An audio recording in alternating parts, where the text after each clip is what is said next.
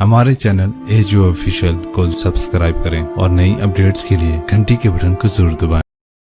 چند دن کی دنیا ہے، لڑائی جھگڑے کا موقع ہی کہاں ہے۔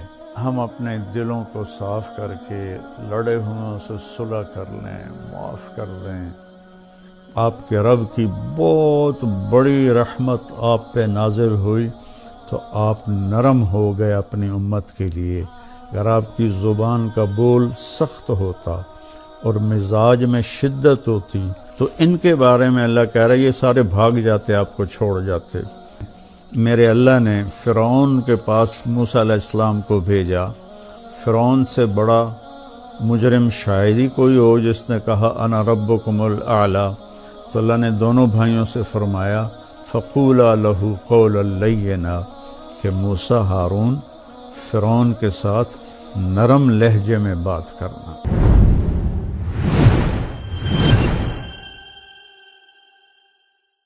بسم اللہ الرحمن الرحیم، الصلاۃ والسلام علی رسولہ الکریم، اما بعد۔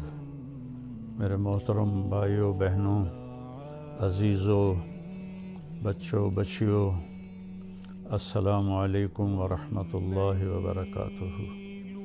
رمضان روزہ بہت بڑا عمل ہے۔ اللہ تعالیٰ نے فرمایا کہ روزے کا بدلہ میں خود ہوں، اور ایک جگہ فرمایا کہ میرے نبی نے کہ کوئی جانتا ہی نہیں ہے کہ روزے کا ثواب اللہ نے کیا رکھا ہے۔ تو اللہ ہمیں توفیق دے روزے رکھنے کی۔ تو اس سے پہلے ہم اپنے دلوں کو صاف کر لیں۔ کسی کی نفرت ہے اس کو صاف کر دیں، بغض ہے، حسد ہے، کینہ ہے۔ کینہ ہوتا ہے کسی کو نقصان پہنچانے کی نیت، یہ بغض سے زیادہ بڑی چیز ہے۔ تو اس قسم کی جتنے بھی ہمارے دل میں منفی چیزیں ہیں، یہ ہم اللہ سے مانگ کے اپنے دل کو صاف کر دیں تاکہ ہمارے روزے قبول ہوں۔ اور خاص طور پر اگر ماں باپ کی نافرمانی ہے تو رمضان میں اس کی بخشش نہیں ہوتی۔ ماں باپ کے پاؤں پکڑ کے معافی مانگ لیں۔ اگر شراب کی عادت ہے تو شرابی کی بھی بخشش نہیں ہوتی، توبہ کر لے تو سب معاف ہے۔ تو اس سے بھی ہم توبہ کریں۔ اور رشتہ داروں سے برا سلوک ہے تو اس سے بھی ہم توبہ کریں اور ان سے ملیں، جا کر جھک جائیں۔ اور جھک جانے میں اللہ نے عزت رکھی ہے۔ اور کسی کے بارے میں دل میں کینہ ہے، یعنی اس کو نقصان پہنچانے کی نیت اور ارادہ ہے، اس سے بھی توبہ کریں تو انشاءاللہ ہمارے روزے اللہ کی بارگاہ میں قبول ہوں گے۔ آخری رات اللہ فرماتے ہیں کہ دن کے روزے اور رات کے قیام کی وجہ سے میں نے ان کے سارے گناہ معاف کر دیے۔ اور اللہ تعالیٰ نے ہر امت پہ روزہ فرض کیا ہے۔ ہمارے لیے روزہ آسان کیا ہے کہ ہمارے لیے سحری بھی ہے اور ہمارے لیے افطاری بھی ہے۔ تو اہتمام سے ہم ان روزے رکھیں اور کوشش کریں کہ پیٹ بھر کے نہ کھائیں تاکہ جسمانی فائدہ بھی ہو، روحانی فائدہ بھی ہو۔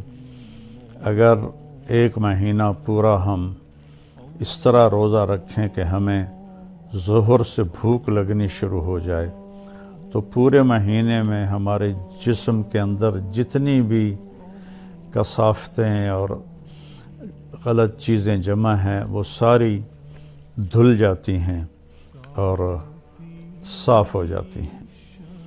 تو رمضان کا مطلب ہے جل جانا۔ تو رمضان اور جل جانا اور روزہ، اس میں مناسبت یہ ہے کہ جوں جوں انسان روزے رکھتا چلا جاتا ہے اللہ اس کے گناہوں کو جلاتا جاتا ہے، یہاں تک کہ آخری رات اس کے سارے گناہ جلا کے اسے پاک اور صاف کر دیتا ہے۔ تو ہم اپنے دلوں کو صاف کر کے لڑے ہوئے سے صلح کر لیں، معاف کر دیں۔ چند دن کی دنیا ہے، لڑائی جھگڑے کا موقع ہی کہاں ہے، چند صبحیں ہیں، چند شامیں ہیں، بہت سی بیت گئیں، تھوڑی باقی ہیں۔ بہادر شاہ ظفر رحمۃ اللہ علیہ کا شعر ہے، ان حسرتوں سے کہہ دو کہیں اور جا بسیں، اتنی جگہ کہاں ہے دل داغدار میں۔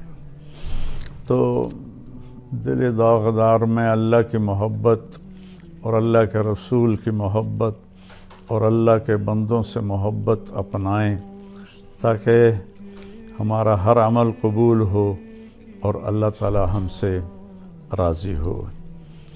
اور دوسری بات یہ ہے مالدار حضرات کے لیے کہ زکوٰۃ کا تو ضرور اہتمام فرمائیں، بہت غربت ہے اور بہت مہنگائی ہے، ہمارے گناہوں کی سزا ہے کہ مہنگائی کا عذاب ہے ہمارے اوپر۔ جو اللہ ہی ٹالے تو ٹالے، تو ہم سب اللہ کی بارگاہ میں توبہ کریں اور کھل کے مال خرچ کریں، زکوٰۃ بھی دیں، زکوٰۃ سے بڑھ کر بھی دیں، اور ڈھونڈ ڈھونڈ کر خاص طور پر ان لوگوں کو جو سوال نہیں کرتے اور گھر میں فاقہ ہے، انہیں تلاش کر کر کے ہم اپنا مال خرچ کریں کہ جو ہم نے خرچ کر دیا وہ ہمارا ہو گیا، جو ہم نے بچا کے جمع کر لیا وہ مرتے ہی پرایا ہو گیا، پتہ نہیں اولاد کا ہے یا کس کا ہے۔ تو زیادہ سے زیادہ اللہ کے نام پر مال خرچ کریں، غریبوں کو ان کو ڈھونڈ کر، مریضوں کو، روزہ رکھنے والے روزہ رکھ نہیں سکتے ان کو ان کی امداد کریں۔ ہماری فاؤنڈیشن بھی اس میں بہت اللہ کے فضل سے کام کر رہی ہے، تو ہمارا بھی کچھ تعاون فرمائیں فاؤنڈیشن کا، تو اللہ تعالیٰ آپ کے اس مال کو جہنم سے بچاؤ کا ذریعہ بنائے گا۔ تیسری بات یہ کرنی ہے کہ ایک اپنی زبان کو لگام دینا سیکھ لیں کہ اس زبان سے، میرے نبی نے حضرت معاذ ابن جبل سے فرمایا، معاذ الا انبئک بملاک ھذا کلہ، معاذ میں تمہیں لمبی چوڑی نصیحت فرمائی تھی کہ ساری نصیحت کا میں تمہیں خلاصہ بتاؤں؟ انہوں نے کہا اجل یا رسول اللہ، ضرور یا رسول اللہ۔ تو فأحوى بإصبعيه إلى لسانه، تو اپنی زبان کو باہر نکالا اور یوں کینچی بنائی اور اس کو یوں پکڑا اور پھر فرمایا کف ھذا، اے معاذ اپنی زبان پہ قابو رکھنا۔ وہ کہنے لگے یا رسول اللہ انؤاخذ بما نقول، جو ہم بولتے ہیں اس کا بھی حساب ہے؟ تو آپ نے فرمایا سکلت کا امک یبن جبل، ارے جبل کے بیٹے تیری ماں تجھے روئے، وَهَلْ يَكُبُّ النَّاسَ فِي نَارِ جَهَنَّمَ إِلَّا حَصَائِدُ أَلْسِنَتِهِمْ، تمہیں پتہ ہے سب سے زیادہ جہنم میں دھکا دینے والی یہ زبان ہوگی، اس کا گندا بول، گالی گلوچ، غیبت، جھوٹ، بہتان، نفرت کے انداز میں بولنا، حقارت کے انداز میں بولنا، ملازموں کے ساتھ گالی گلوچ کرنا، آپس میں گالی گلوچ کرنا، اور خاص طور پر میں جو حضرات یوٹیوب پر بیٹھ کے دین کے درس دے رہے ہیں ان کے آگے ہاتھ جوڑتا ہوں، اللہ کے واسطے اپنی زبان ٹھیک کرو، اپنی زبان ٹھیک کرو، اپنی زبان ٹھیک کرو۔ ایسے میرے نبی کے بارے میں آتا ہے ما کان فاحشا متفحشا، میرے نبی کبھی بھی بدخوئی اور بد کلامی کرنے والے نہیں تھے۔ اور میرے اللہ نے فرمایا فَبِمَا رَحْمَةٍ مِّنَ اللَّهِ لِنْتَ لَهُمْ وَلَوْ كُنْتَ فَظًّا غَلِيظَ الْقَلْبِ لَانفَضُّوا مِنْ حَوْلِكَ، میرے محبوب آپ کے رب کی بہت بڑی رحمت آپ پہ نازل ہوئی تو آپ نرم ہو گئے اپنی امت کے لیے۔ اگر آپ کی زبان کا بول سخت ہوتا اور مزاج میں شدت ہوتی تو لنفضوا، افراتفری میں جب لوگ بھاگتے ہیں نا تو اس کو انفزاز کہتے ہیں۔ جیسے کہیں کوئی دھماکہ ہو جائے تو لوگ افراتفری میں بھاگتے ہیں جدھر جس کا منہ ہوتا ہے۔ تو اللہ تعالیٰ فرما رہے ہیں یہ صحابہ جن کے بارے میں اللہ نے کہا کلن وعد اللہ الحسنی، میرے محبوب تیرے صحابہ کے لیے تیرے رب کا جنت کا وعدہ ہے، اور جن کے لیے حسنہ کا وعدہ ہے ان کے لیے دوسری آیت کہتی ہے ان الذین سبقت لہم من الحسنی اولئک عنہا مبعدون، جن کے لیے ہم نے حسنہ کا وعدہ کر دیا وہ جہنم سے بہت دور ہیں، لا یسمعون حسیسہا، وہ اس کی آہٹ بھی نہیں سنیں گے، وہم فی ما اشتہت انفسہم خالدون، اور وہ جنت کی من چاہی نعمتوں میں ہمیشہ کی زندگی گزاریں گے۔ یہ ٹائٹل، یہ اعزاز، یہ خوشخبری صرف میرے نبی کے صحابہ کے لیے، چاہے وہ مہاجرین سابقین اولین ہوں، چاہے وہ درمیان والے ہوں، چاہے وہ طلقاء ہوں جو مکہ پہ ایمان لائے فتح مکہ پر، سب کے لیے میرے اللہ نے جنت کا وعدہ فرمایا۔ تو ان کے بارے میں اللہ کہہ رہا ہے یہ سارے بھاگ جاتے آپ کو چھوڑ جاتے۔ تو بھائیو اکثر جو میں تو سنتا ہی نہیں ہوں، میرے سر میں درد رہتا ہے، لیکن کبھی کبھار کان میں پڑ جاتی ہے بات تو اتنا شدید لہجہ ہوتا ہے اور اتنا حقارت آمیز لہجہ ہوتا ہے اور اتنا نفرت سے بھرا ہوا ہوتا ہے، خاص طور پر مذہبی معاملات میں اور اختلافی مسائل میں۔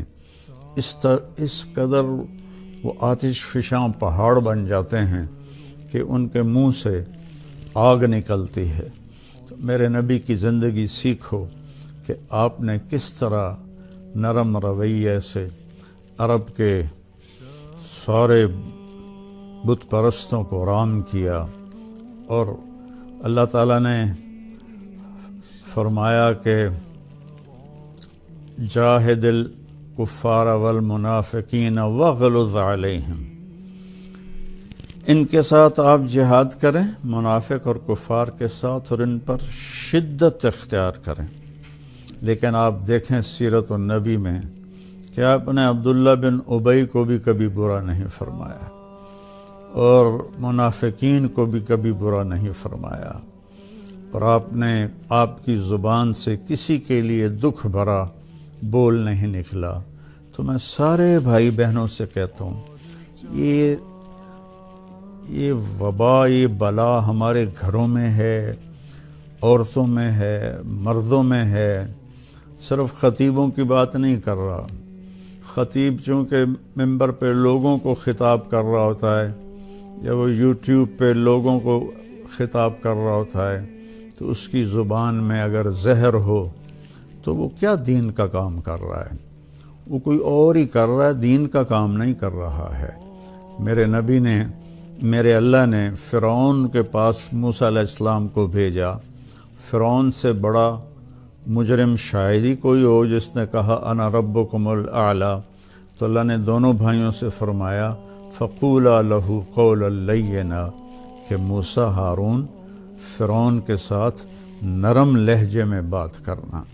آپ اپنے اختلاف کو ظاہر کریں، لیکن اوروں کے یہ نفرت کا بول اور حقارت کا بول، یہ اللہ کے ہاں بالکل پسندیدہ نہیں۔ اور اس بول میں، اس لہجے میں بات کرنا، یہ کوئی دین کی بات نہیں ہے، یہ نفس کی شرارت ہے۔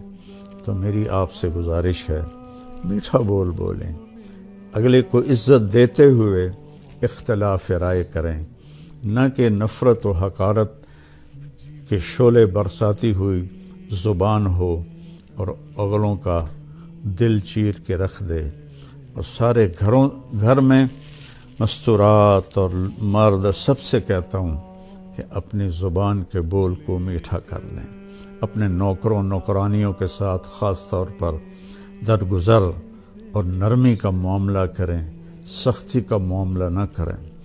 ایک صحابی نے آ کر کہا، یا رسول اللہ، میرا خادم ہے، غلام، وہ غلط کام کرتا ہے تو میں اس کی پٹائی کرتا ہوں، تو اس کا کیا معاملہ ہوگا آخرت میں؟ آپ نے فرمایا، تیری پٹائی کو اور اس کی غلطی کو تولا جائے گا، اگر تیری پٹائی بڑھ گئی تو پکڑا جائے گا۔ اور تو وہ زار و قطار رونے لگے اور کہنے لگے، یا رسول اللہ، اس کا یہی علاج ہے کہ میں اسے آزاد کر دوں۔ تو انہوں نے اپنے غلام کو آزاد کر دیا۔ تو میری منت ہے، اپنے بچوں کے ساتھ کبھی طنز والا بول نہ بولیں، بیوی کے ساتھ کبھی طنزیہ بول نہ بولیں، طنز مار دیتا ہے، تانا مار دیتا ہے۔ اپنے خامند کے ساتھ کبھی طنزیہ بول نہ بولیں، ماں باپ کے ساتھ خاص طور پر کبھی ایسا بول نہ بولیں کہ ان کے آنسو نکل آئیں یا ان کا دل ٹوٹ جائے۔ ماں باپ کی فریاد سارا مقدر بگاڑ کے رکھ دیتی ہے، اور ماں باپ کی دعا بیڑے مقدر سنوار دیتی ہے، وہاں تک پہنچتی ہے جہاں کوئی شے بھی نہیں پہنچتی۔ اپنے بہن بھائی، اپنے دوست احباب سب کے ساتھ محبت بھری بات کریں۔ کبھی کوئی ہو جائے بول ایسا انسان ہے تو پھر فوراً معافی مانگ لیں، اس سے معافی مانگ لیں۔ میں قربان جاؤں، جنگ خندق میں جب شکست ہوئی پہلے تو صحابہ بھاگے، تو ایک صحابی کا پاؤں میرے نبی کے پاؤں پر آ گیا، تو وہ جوتا جنگ والا تھا، سخت، تاکہ تلوار اثر نہ کرے، تو آپ کے پاؤں پہ وہ اس کا پاؤں آیا تو آپ کو درد ہوا، تو آپ کے ہاتھ میں چھوٹی سی چھڑی تھی، آپ نے اس کو ایسے ماری اور کہا، اوجعتنی، تو انہیں مجھے تکلیف پہنچائی۔ چھوٹی سی چھڑی، انہوں نے زرہ پہنی ہوئی ہے، زرہ پر تو تلوار اثر نہیں کرتی، اس چھڑی نے کیا اثر کرنا تھا؟ تو اس صحابی نے وہ سن لیا کہ میرے نبی فرما رہے ہیں اوجعتنی، تو کہنے لگے، سارا دن ساری رات میں ڈرتا رہا کہ اب جبریل آئیں گے میری ہلاکت کا پیغام لے کر، اب جبریل آئیں گے میری سزا کا پیغام لے کر، تو ساری رات سوئے نہیں۔ فجر کے بعد اعلان ہوا، جس شخص کا پاؤں نبی کے پاؤں پر آیا تھا، وہ آ کے اللہ کے نبی سے ملاقات کر لے۔ تو وہ کہنے لگے، بس ہو گئی نا وہی بات جس کا مجھے ڈر تھا، اب دیکھو پتہ نہیں کیا عذاب کا فیصلہ ہوتا ہے۔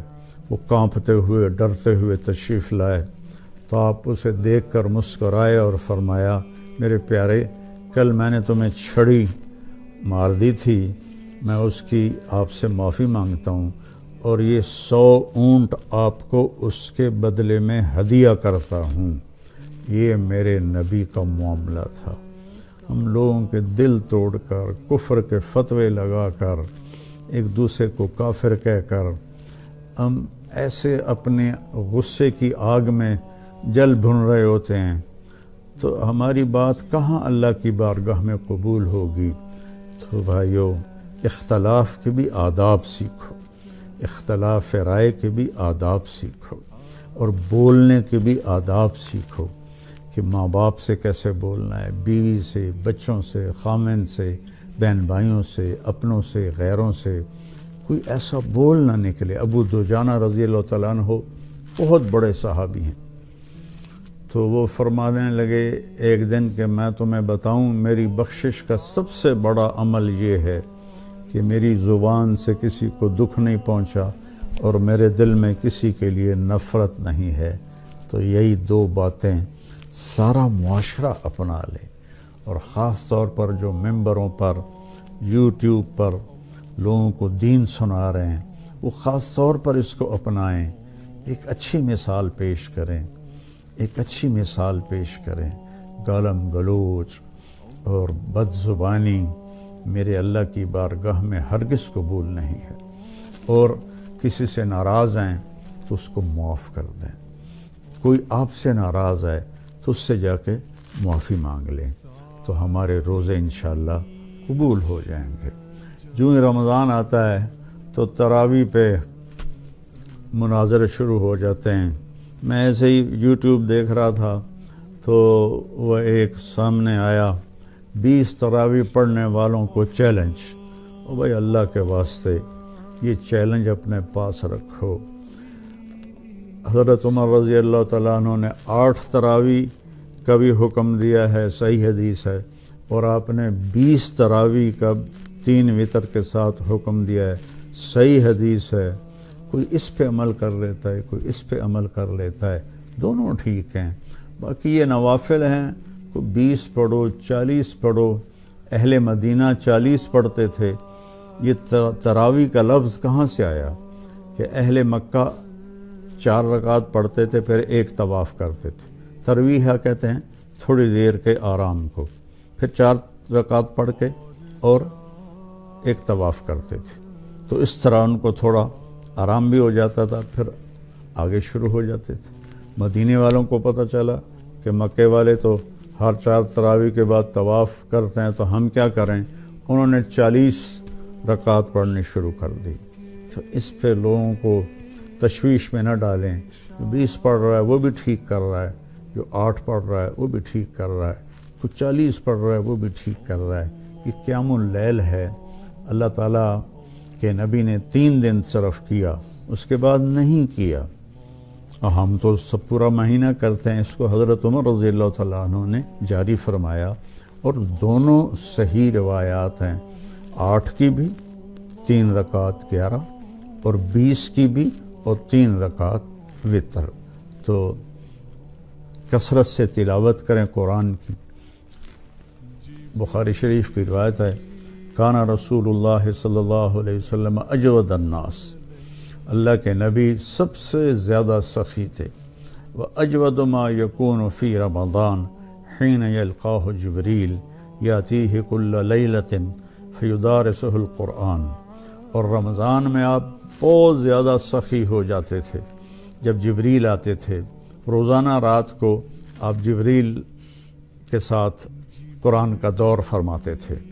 تو یہ واحد نبی ہیں جن کے پاس اتنی کثرت سے جبریل تشریف لائے، ہر رات تشریف لاتے تھے۔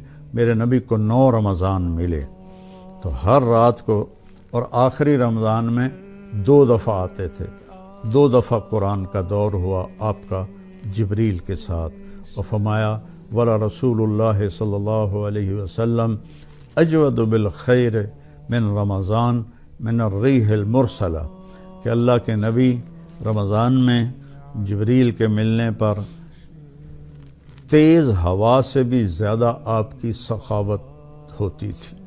تو میں مالداروں سے کہتا ہوں سخی بنیں، صرف زکوٰۃ دے کے مطمئن نہ ہوں، زکوٰۃ سے اوپر بھی خرچ کریں، اللہ آپ کا رزق بڑھائے گا۔